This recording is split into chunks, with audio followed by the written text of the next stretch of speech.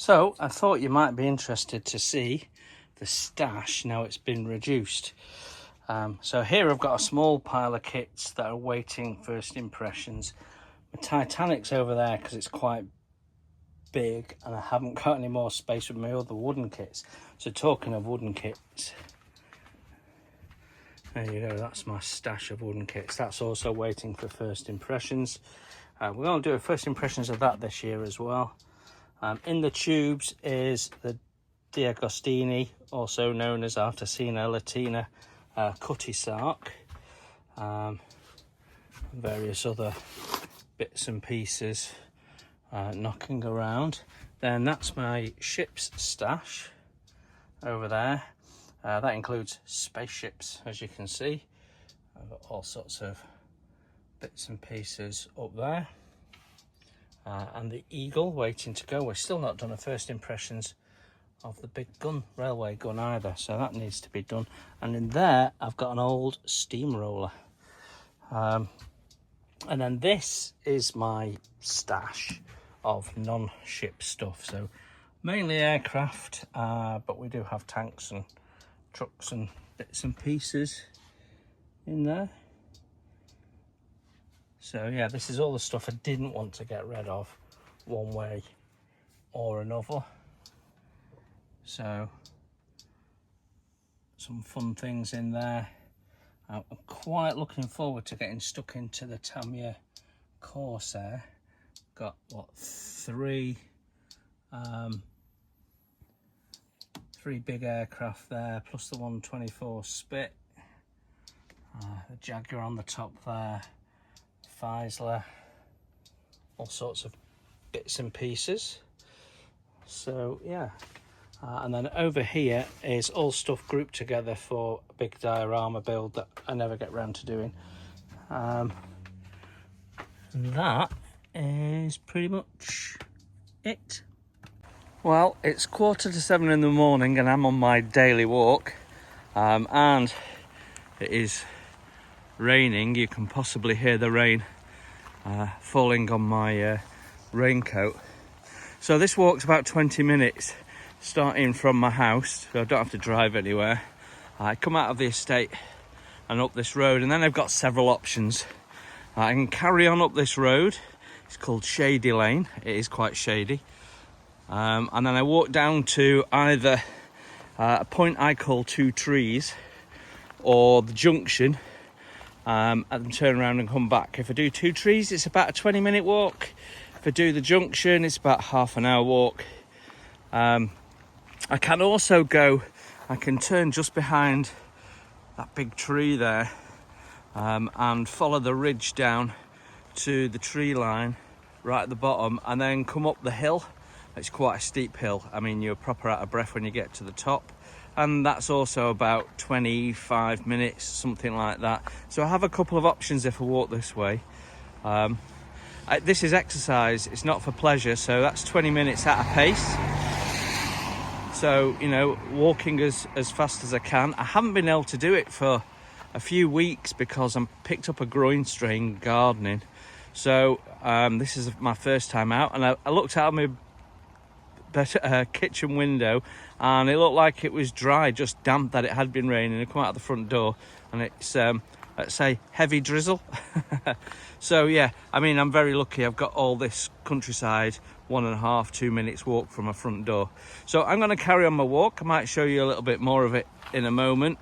I'm definitely not doing the ridge today because I don't have the appropriate footwear for that.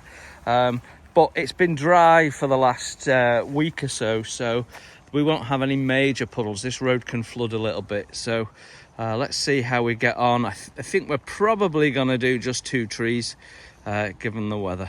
So here I am at Two Trees. You can see why I call it that. And I've managed to find a dry spot just for filming for a moment.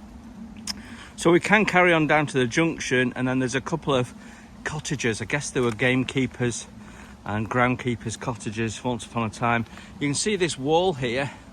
This runs the full length, pretty much, broken up only by a couple of houses now. There's actually a house to the other side of this wall. Well, this was the boundary of the stately home here at Clayton-le-Woods once upon a time. It's now owned by the council, and what was the grounds has been turned into a park. I don't go in it because lots of people go there to walk their dogs, and none of them are on leads, and it messes with my autism when dogs come pounding up to you not on a lead. I find it very stressful, so I avoid anywhere where dog owners do not keep their dogs on the lead. And all sorts of we've had issues with dogs jumping up at kids and stuff like that. It's just not good, not responsible. But anyway, the actual stately home is still there, again owned by the council, and I've been told it's used for people with residential mental health needs, so for patients that need to live in and need full-time round-the-clock care. There's a car coming now, so this time of day it's nice and quiet, but it is a rat run to avoid 2 sets of traffic lights, this road, and as you can see it's not really ideal for lots of traffic. Right, okay, let's carry on our walk. So as we walk back up the road, it's a lovely pleasant morning, to be honest, and as I suspected, no flooding on the road. I can hear the cars coming at this time of day, so I don't need to worry so much. But I was brought up by my grandfather, who was a keen walker, to go for a walk every day. And well, I wasn't brought up by my grandfather, but whenever I visited him, if that makes sense. And he sort of taught me about the country code, the highway code and all that sort of stuff. So I always walk on the right hand side so I can see the traffic coming that's on my side of the road. So that's just a habit now. That's why I'm on this side of the road. And you can see why it's called Shady. In the summer this is always quite a cool spot when it's hot. In the winter it can be challenging. And now the schools are out, the roads are a bit quieter as well. So we're coming up to a spot that Paula and I call the drug stop. We have seen some very dodgy people around there, or dodgy looking. They're all sort of adults, so I don't mean like kids or anything, but we see strangers there that are stopped there. And we can go for a walk past them, and half an hour later pass them again and they're still there, like they're waiting for something. And we've even seen a couple of couples rummaging in the bush, like they're looking for something that might have been dropped off, which we find amusing. I was just letting that car pass. So yeah, on our right here you can see an opening coming up, which is access to a farmer's field, and you can look down on the new housing construction. Stage 1 they finished about 10 years ago, and the other stages they're carrying on. But this is the drug stop. That's the bush that seems to get rummaged in quite a bit. You can see it looks a little bit damaged. I'm a bit surprised to see blackberries this early in the season. I'll take you blackberry picking later on. But you can see there, that's the extension of the housing, and over there you can see some housing that's a lot younger in the last 3 years, and they're still building behind that tree line. Yeah, and we in the evening when we come out we have bats flying around here. In fact, we have bats flying over the top of our house and the car park. But it looks like we might have a really good year for blackberries. And I wouldn't pick any of these near the roadside, but we have a spot. You know, so few people go foraging for berries these days. I always used to go with my mum and my brother in the school holidays. So actually we're not far off going blackberry picking by the looks of it. So not this weekend because I'm picking my car up, but the following weekend I might go out with the girls and do a first strike before anyone else gets in, because that's looking promising. We've had really ideal conditions this year with the amount of sun we've had and rain. Right, let's carry on. We'll leave the drug collection point just in case someone thinks I'm after something. So as we carry on up the road, I've got decisions. I can go, this path takes me into the estate. We can go left down the hill that we talked about earlier on. So you can see the gate just coming up on the left where the hedge stops, and there's a post, and you can just see a little gate, so there's a stile there I can go down. Or we can turn right through the estate. I think today, given how wet it is, we'll go through the estate. I can go a short route and a long route. I'll go the long route just to make sure I've had my full exercise. So you can see the stile there. On a better day we might take you down that way. But we're going to go into the estate. The estate, well, this is sort of the back end of the estate here, and it was built along with the part of the estate we live on.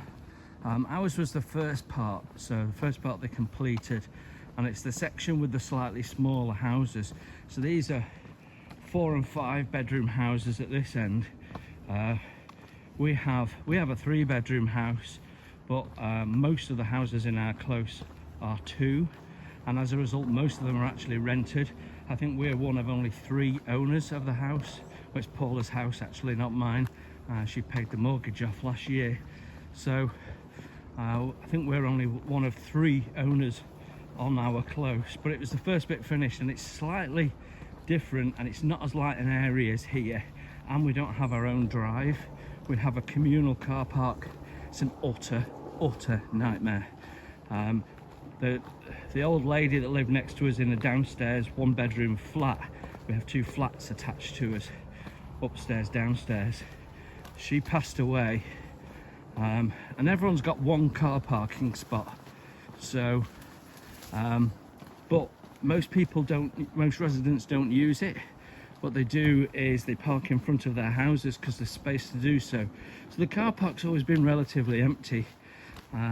Brenda, who owned the downstairs flat, she didn't drive, so she built a path from her back garden along the edge of her flat so that her bedroom window didn't look straight into the car park, but that also removed her car parking space. When she passed on, the house was bought by a young lad in his mid to late 20s maybe, and he's some form of construction labourer, so he's not often there, but he seems to allow, so he's rented the house out, so there's actually 2 people living there. So when he's there and his mate's there, that's 2 cars. We've also got a dumped van, which he's denying all knowledge of, but I suspect he does know whose it is, and I know for sure, because I've seen him do it, that he allows his mates to park in the car park while he goes off on a job, and sometimes he's away on a job for a week or longer. So it creates havoc in the car park. With my new car, I'm going to cross and go the longer way. With my new car, we're going to be 3 cars, because Paula is having my car, and Paula's car, which originally was mine, I got it from brand new, passed it to Paula when it was 4 years old, and it had done 80,000 miles. And then Paula's run it till it's 9, coming up for 10 years old now, and it's at 110,000, but it's in great running order. Still even got the original exhaust, because she just tootles around town 5,000 miles a year. And so we're giving that to Daisy as a Christmas present. She won't have passed a driving test by then. She's still trying to pass a theory test. She's had a break while she was doing her exams, but getting into a theory test in the summer is almost impossible. She booked it 4 weeks ago and couldn't get in until the end of August. And not just that, she then has around about a 10-month wait for a practical test. So she'll do some more practical lessons, and then she's got a car she can go out with me, you know, when it's quiet like this on a Saturday or Sunday morning. We can go for a little drive, get her insured up, give her some freedom, and means that I won't have to drive to Bolton where her boyfriend lives. It's only 20 minutes away, but it's a 40-minute round trip plus pick-up, so it's an hour. So means that I won't have to rescue her when inevitably the trains get cancelled and she can't get back home. So yeah, all good. Anyway, we are, well, you've seen me actually come through most of the estate. There's a little playing field there again. I don't go on that. I could walk that bit and extend it a little bit, but there's a lot of people don't bother collecting their dog waste, so we don't tend to go on there. It's a shame really, because it'd be a great place for the kids to play on, but because of selfish dog owners, and I get that's an absolute minority, but it's enough that the locals keep the kids off there as a general rule. So we're just coming around the corner. I think what I'm going to do is keep the camera on as we get in there close, and you can sort of get a feel for where I live really. So this estate is known by the locals as the Flowers, because all the roads are named after flowers. There's Camilla Drive.